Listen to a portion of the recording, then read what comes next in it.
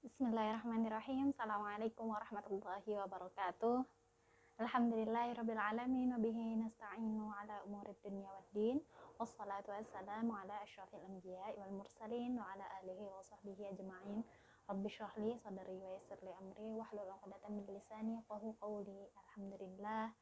Alhamdulillahirabbil alamin. Akhirnya kita masuk ke semester baru, ke tahun ajaran baru, masih dalam kondisi PJJ kayak gini ya, masih dalam jarak, masih belajar dalam jarak walaupun di kelas baru ini, tapi insya Allah semangat tetap ya, semangat tetap ada.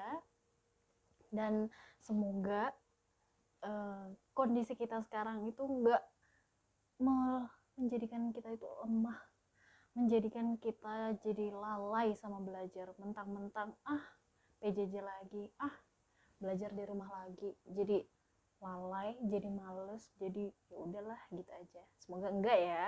Insya Allah anak Al-Ihsan semangat harus ya. Di sini sebelum kita masuk ke kelas-kelas baru kita, sebelum kita belajar bahasa Arab lagi, ada yang harus dipelajari dulu nih pertama. Tahu nggak apa? Sebelum belajar ilmu itu apa sih yang dipelajari pertama kali? Apakah kita itu belajar ilmu atau ada sesuatu yang lain? Benar, kita harus tahu, sebelum tahu ilmu kita harus tahu adab. Jadi di sini sebelum kita mulai belajar tentang bahasa Arab lagi, sebelum kita mulai kelas-kelas kita lagi, Ustazah pengen ngingetin lagi tentang adab. Adab berilmu, adab penuntut ilmu, apa aja sih? Pasti udah pada pernah tahu kan? Udah sering diulang-ulang juga kan, tapi kadang masih aja ada yang lupa prakteknya, masih aja ada yang kok polybul ain seperti itu, kok murid seperti itu, ada yang salah di mana ini, apa lupa adab-adab yang menuntut ilmu. Sekarang kita review lagi, kalau perlu catat sekarang semuanya, ambil kertasnya, meja belajarnya, ditulis di depan kitabnya kalau bisa, di meja belajarnya, biar ingat terus apa aja sih adab-adab yang menuntut ilmu. Oke, langsung ya masuk ke yang pertama. Apa adab yang pertama kali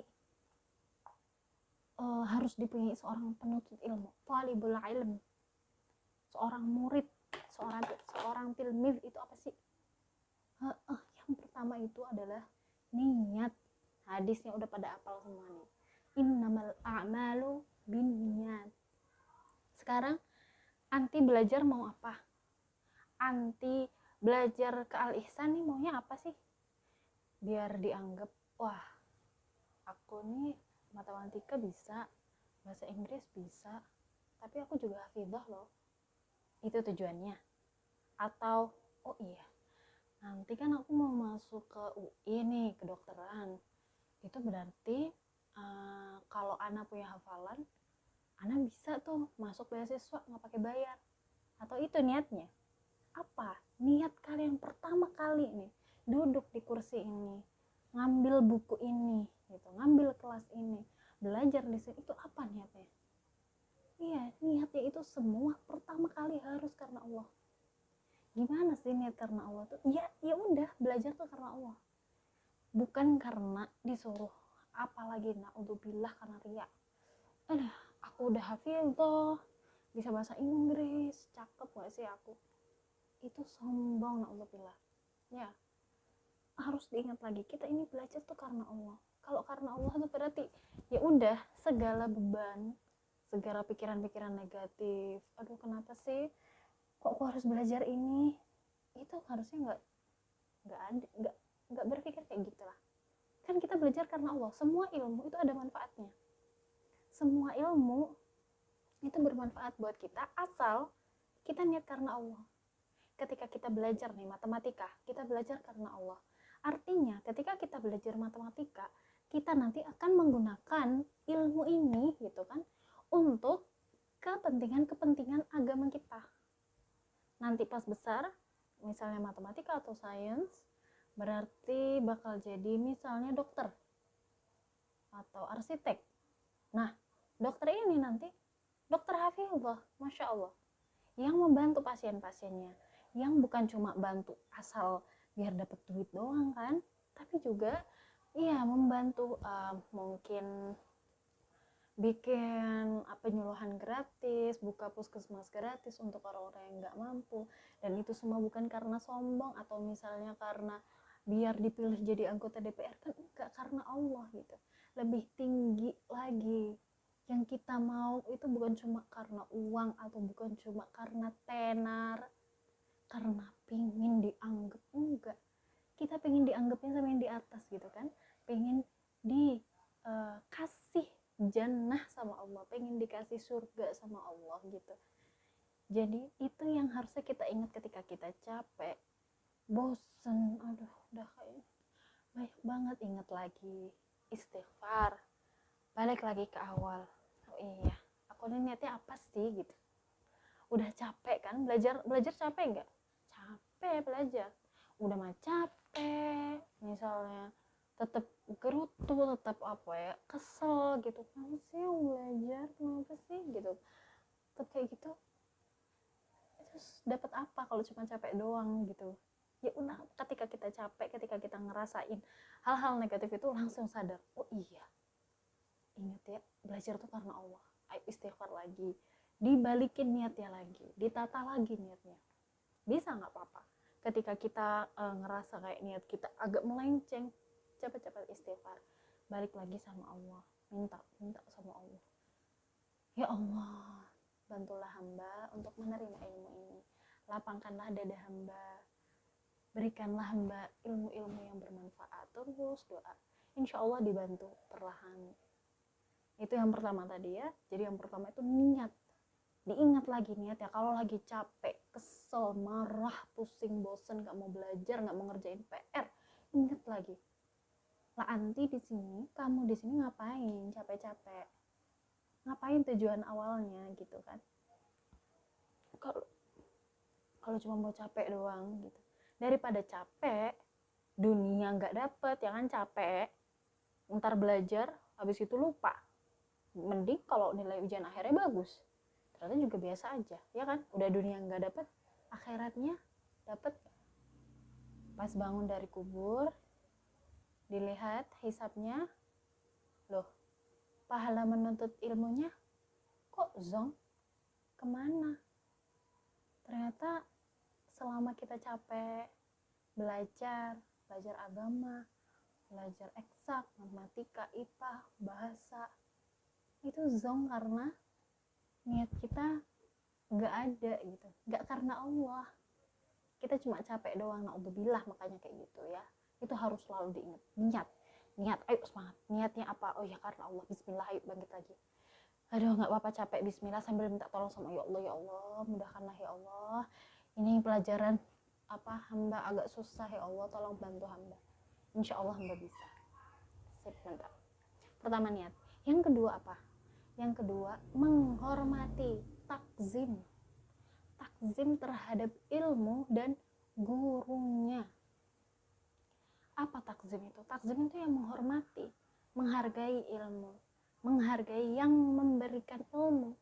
Siapa yang memberikan ilmu? Guru, ustazah yang ngasih ilmunya. Kita menghormati juga ilmu itu sendiri, buku-buku yang kita pelajari, ilmu-ilmunya, majelisnya, majelis kelas, majelis belajar, ya majelis taklim itu artinya apa?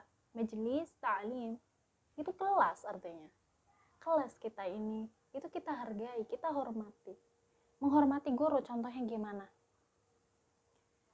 Ya nggak ngomong kasar lah sama gurunya, masa ngomong gurunya bu nggak, manggilnya dari jauh, duduk paling belakang, habis itu bu ini gimana bu, apa kayak gitu hormat sama guru?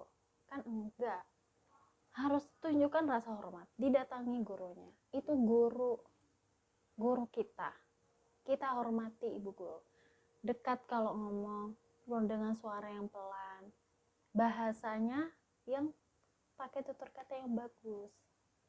Juga selain itu apa? Contoh lain menghormati guru adalah dengan tidak duduk di sebelah guru. Jadi ada guru, jangan duduk di sebelahnya. Itu kalau memang mau nanya, kasih jarak, jangan duduk sebelahnya terus kayak temen terus, iya bu, ya orang gini bu, nggak menghargai, nggak menghormati itu. Kasih jarak, itu guru kita, itu bukan teman kita, gitu ya. Terus kalau kita ada apa-apa izin sama bu gurunya, guru menerangkan di depan, kita tidur apa mendengarkan? Mendengarkan. Kalau ngantuk gimana? Kalau ngantuk ya izin ke kamar mandi buat cuci muka, buat wudhu, buat bangun lagi. Kasih tahu usaha kita untuk bangun. Kadang kan emang ngantuk banget ya di kelas kan, godaannya aduh mungkin habis makan ya, apalagi kalau di kelas tuh siang habis makan ngantuk, dari pagi seharian tahfidz, siang ngantuk, jadi bawaannya pengen tidur nggak kuat, ya udah kasih, bu guru, ustazah mau izin kamar mandi, astadzinu ilal hammam, mau cuci muka, ya udah izin. Itu menghormati guru. Ada guru loh di situ, guru yang lagi ngajarin kita. Masa kita enak banget tidur langsung selonjorannya, kita ya nggak menghormati guru. Terus sekarang kita menghormati ilmunya. Kita ilmu semuanya itu bermanfaat, ilmu semuanya itu berharga, kita harus menghormati. Jangan sampai naruh buku itu di lantai, diinjek-injek, buku tuh ditendang kayak apa aja, kayak sampah. Buku ilmu itu bermanfaat ya, jangan dilempar-lempar, ditaruh di atas meja. Bahkan dulu kalau ulama zaman dahulu itu ada cerita dari Burhanuddin rahimahullah, itu ada, beliau cerita ada muridnya, ada salah seorang murid ya, bukan murid beliau, salah seorang murid itu naruh bukunya itu di atas meja. Setelah itu naruh tinta, kan kalau dulu ya nulis tuh kan pakai tinta tuh, naruh tintanya itu, naruh tinta pulpen di atas bukunya. Kata gurunya apa? Kamu nggak akan dapat keberkahannya ilmu, karena itu karena dia cuma naruh tinta aja gitu di atas buku. Itu gurunya sampai nganggapnya, kok kamu tega banget buku itu diinjak kayak gitu. Itu ilmu gitu, nggak disepelekan. Sampai sebegitunya menghormati ilmu gitu. Dan lagi kalau di majelis taklim, di majelis ilmu, yang kalau di sini berarti di kelas kita, janganlah kita itu duduk selonjor, ngangkat rok, ngangkat sana, angkat sini, kaki diangkat di atas meja. Lah, sopan nggak kayak gitu? Kita lagi ada di majelis ilmu. Dulu aja zaman sahabiyah ya, zaman ulama-ulama terdahulu, kalau belajar itu masya Allah khusyuk wa tawadhu, tenang semuanya. Bahkan jarum jatuh aja kedengeran, pulpen jatuh kedengeran, saking semua itu mendengarkan gurunya. Gurunya membacakan kitab, murid-muridnya mendengarkan. Semua apa yang diajarkan gurunya itu didengarkan, nggak ngomong, nggak ngobrol. Sebegitunya sama ilmu. Nah kita ya jangan abis gitu enak, aduh ngantuk, kakinya selonjor, ngangkat sana ngangkat sini, malah ngobrol sama temannya, nalo lah kok gitu. Mana adabnya? Mana ada penuntut ilmu? Bukti kita kalau kita berilmu itu punya adab. Karena yang pertama kali, adab duluan apa ilmu dulu? Adab dulu apa ilmu? Adab. Yang pertama kali itu adalah adab. Kita harus punya adab, baru bisa belajar ilmu. Jadi kalau orang yang berilmu, harusnya standarnya orang yang berilmu itu pasti beradab. Kalau dia nggak beradab, nggak berilmu, berarti bodoh. Harus diingat itu. Kita orang berilmu, kita ngerti ada adabnya. Oh, di kelas tuh ada adabnya. Kalau duduk kayak gini, kalau mau apa-apa, selama ada guru, izin sama guru. Nggak ada gurunya, izin sama ketua kelasnya.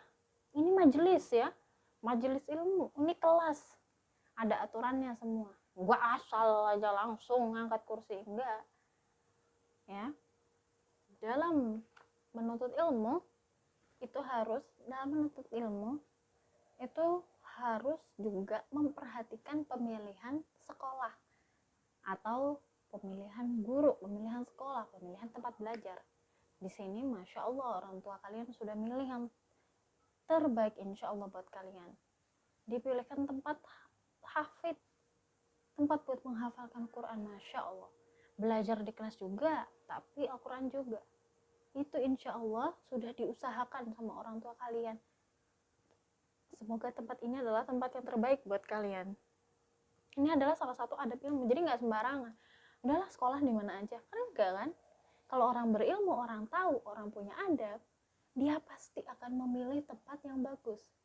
Oh, ini tempat yang mengajarkan anak kita untuk mengajarkan kita untuk mendekatkan kepada Allah yang pertama, otomatis memperdalam, enggak menjauhkan kita dari agama ya, memperdalam agama, walaupun belajar matematika, IPA, bahasa Inggris, bahasa asing, manajemen, ekonomi, apapun itu ya, ataupun agama sekalipun, syariat gitu, itu semua enggak menjauhkan kita dari agama. Itu otomatis sudah tempat yang harus dicari untuk penuntut ilmu, dan otomatis gurunya juga ya kan, enggak asal aja gitu nyarinya. Karena itu tadi, dia balik lagi ke niat awal. Niat awalnya kita apa tadi? Waktu mau menuntut ilmu, waktu mau belajar, niatnya apa? Karena Allah. Ujung-ujungnya kita ini udah karena Allah, kita ini pinter, kita ini punya otak ya, otaknya berfungsi. Itu untuk melindungi agama kita gitu. Berjuang atas agama kita. Kita jadi dokter yang pintar, jadi profesor, itu membawa Islam. Masya Allah, seorang muslimah hafidhah ya.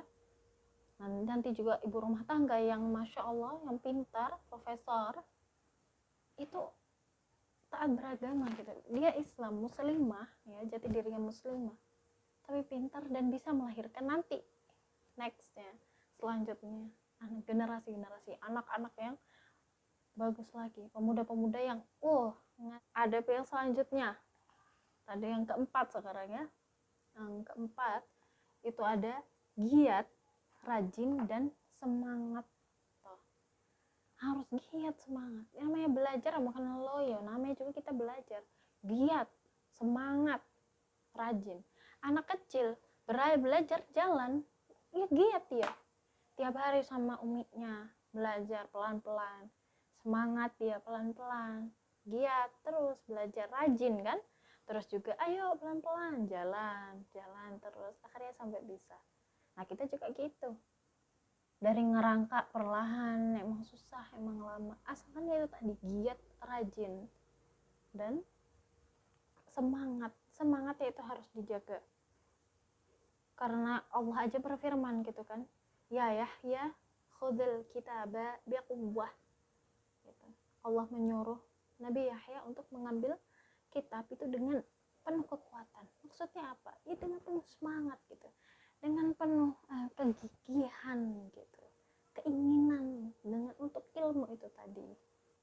Terus lagi yang paling penting itu ketika apalagi masih muda kayak gini, masih muda itu harus dijaga semangatnya, mumpung belum, alhamdulillah ya, belum sakit-sakitan, belum lemah kayak orang tua kan, dan kita itu masih punya daya ingat, daya tangkap itu yang cepat. Beda sama orang tua. Kalau belajar dari tua itu lebih susah daripada kita yang masih muda. Jadi kita ini masalahnya sebenarnya cuma di males. Kalau udah keluar satu, udah kerasa males, udah berasa sakit seharian. Padahal nggak sakit. Males aja udah bawaannya, ya kan? Kalau udah males, ya Allah males banget hari ini. Udah seharian berasa sakit ya. Rasanya tuh kayak aduh ngapain sih tugas lagi, aduh ngapain sih hafalan setoran lagi, aduh ketemu guru ini lagi, ibu ini lagi gitu. Berasanya bakal kayak gitu seharian, kayak orang penyakitan, padahal cuma karena males doang gitu. Makanya kita tuh langsung istighfar gitu, ta'awudz sama Allah. Kalau yang di Al-Ma'tharat itu kan Allahumma inni a'udzubika minal hammi wal hazan, wa a'udzubika minal ajzi wal kasal, dari ajiz, dari lemah dan kasal, dari males. Itu kan emang males tuh udah sumber, kalau udah keluar males udahlah, udah berasa. Orang sakit aja kalau dia punya semangat dia masih bisa belajar dalam sakitnya sambil istighfar, sambil belajar. Kalau udah males, mau sehat kayak apa juga disuruh belajar nggak akan mau, udah berasa kayak orang sakit. Makanya terus doa sama Allah, a'udzubika minal hammi wal hazan wa a'udzubika minal ajzi wal kasal wa a'udzubika minal jubni wal bukhl wa a'udzubika min ghalabatid dain wa qahrir rijal. Kenapa sih kok malas tuh muncul gitu? Kenapa sih kok bisa ada malas gitu? Ya mungkin karena kita nggak menghargai ilmu itu tadi gitu. Kita nggak memuliakan ilmu, nggak menghormati ilmu. Allah ya doang. Kita nyepelein. Itulah kenapa kita dari awal udah harusnya menghormati ilmu, menghargai ilmu. Kalau ilmu gitu kan, sampai kapanpun itu bakal terekam sama memori kita. Beda sama uang. Uang bakal bisa hilang. Uang bakal udah bangkrut, udah bangkrut. Tapi kalau ilmu, dia bakal kependam terus di sini. Ada kitanya naudzubillah ya, misalnya kita bangkrut, kita masih punya ilmu di sini. Kita akan berusaha, berusaha survive lagi, cari ide baru lagi buat bertahan hidup. Oke, sekarang aku bangkrut, besok makan apa nih gitu. Ada ilmu di sini. Oh, berarti aku harus makan ini dan ini. Ingat, kita itu berharga karena kita punya ilmu. Bisa jadi juga malas itu karena kebanyakan makan. Makanya kalau dalam Islam itu jangan terlalu banyak apapun, termasuk kebanyakan makan itu bikin kerasa berat kan, badan kerasa berat, jadi males, ngantuk akhirnya gitu. Terus yang selanjutnya adalah ya yang terakhir, memulai belajar itu berarti di sini memahami apa yang akan dipelajari, memahami juga ya dirinya, kemampuan dirinya sendiri. Kalau memang pelajaran ini susah, oke, berarti saya harus seperti ini. Pelajaran ini susah buat saya, ya, tapi saya bisa belajar ini, saya bisa menguasai ini. Pernah nggak ketika kita kayak udah belajar, udah ngafalin, udah siap ujian gitu, atau siap store, tapi kok kenapa ya pas mau ngerjain kok kayak ada yang lupa, padahal tadi kayak udah lancar, udah inget tapi kok lupa, kenapa nggak inget gitu, padahal kayak udah hafal, udah paham, tapi kok nggak inget, kenapa? Mungkin ilmu kita nggak berkah. Kok bisa nggak berkah? Kenapa? Ya karena kita mungkin nggak beradab ketika menuntut ilmu. Misalnya niat kita salah, ya misalnya lagi kita nggak menghormati guru, di kelasnya tidur, terus sama ilmu, malas, besok tugas ada, malas ngumpul, terus ngomongnya berkata kasar, sama temennya juga nggak ngejaga, ngejahatin temennya, nyontek punya temennya, zalim itu sama temen. Kalau orang yang nggak beradab itu sama kayak anjing itu kan nggak berakal ya, hewan tuh nggak berakal. Masa manusia mau disamain gitu kan? Dan Allah itu kalau kata Rasulullah, malaikat itu nggak akan masuk ke suatu ruangan yang di dalamnya ada anjing atau yang menyerupainya. Yang menyerupainya itu ya berarti ya orang-orang yang bersifat anjing itu tadi, yang semena-mena, nggak punya adab kayak gitu. Padahal ketika malaikat turun, itu malaikat itu mendoakan kita gitu. Mendoakan kita. Nah, dengan doa-doa malaikat itu yang mana bisa mempermudah kita juga untuk belajar kan. Masya Allah, ada yang doain kita. Semakin banyak yang doain kita ketika kita belajar kan semakin bagus. Ya. Jadi di sini yang perlu kita ingat terus, yang jadi reminder buat kita tadi, untuk ingat beradab, selalu beradab. Karena sebelum ilmu itu yang pertama dipelajari itu adab. Percuma ilmunya tinggi sampai apa-apa, tapi kalau adabnya nggak ada, udah sama aja zong, nggak berkah ilmunya tuh, nggak dapat apa-apa. Niatnya bukan karena Allah, misalnya nggak menghormati, nggak menghormati ilmu, ya kan, sembarangan cari ilmunya, udah suka-suka aja lah. Nanti ketika bangun gitu loh, ketika bangun dari kubur, kita tuh bakal nggak ngelihat apa-apa. Di catatan amalan kita itu zong semuanya, naudzubillah. Kita mau kan kita tuh bermanfaat sekarang untuk saat ini di dunia ini, juga ada kerasa manfaatnya nanti pas bangun dari kubur. Ayo, jadi mari bareng-bareng lagi kita perbaiki adab kita ketika belajar. Terus diingat, orang yang berilmu itu pasti beradab. Orang Jepang aja kan diajari dari awal tuh sama gurunya hormat. Masa kita yang orang Islam kalah gitu, sedangkan kita semuanya itu udah diatur dalam Quran, ada semuanya. Ketemu gurunya, salam, assalamualaikum ibu guru, assalamualaikum ustazah, salam terus, itu guru ya. Salam, ucapkan salam selalu. Dulu sampai kalau Sultan Harun ar-Rasyid itu ngirim anaknya ke gurunya kan untuk belajar adab, itu sampai mencucikan kaki gurunya, nyiram kaki gurunya ketika berwudu gitu ya. Sebegitunya menghormati seorang guru. Bahkan kalau kalian baca kan ya sirah-sirah, terus sahabat-sahabat, ulama-ulama terdahulu itu kalau menuntut ilmu nggak cuma di sini doang, nggak cuma kebagusan Pasar Minggu, kebagusan Bogor doang, nggak, langsung luar negeri.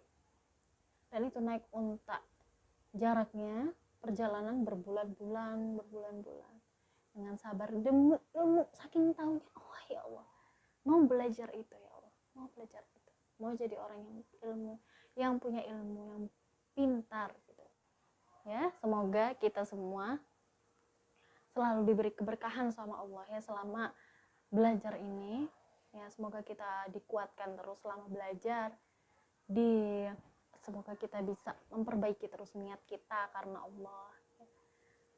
Semoga bisa menjadi hafizah, semuanya bermanfaat dunia akhirat. Kita lanjut ya. Oke, syukran, wabillahi taufiq wal hidayah. Assalamualaikum warahmatullahi wabarakatuh.